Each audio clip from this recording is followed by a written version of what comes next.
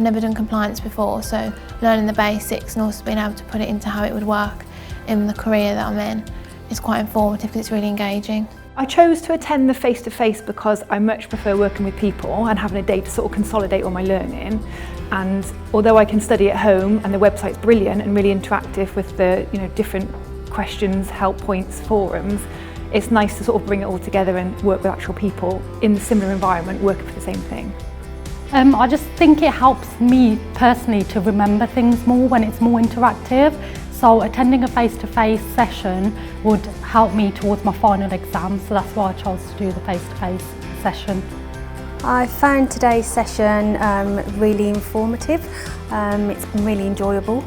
I didn't really know that much about compliance, so kind of came into it kind of quite blind. But yeah, it's been really interesting and definitely worthwhile.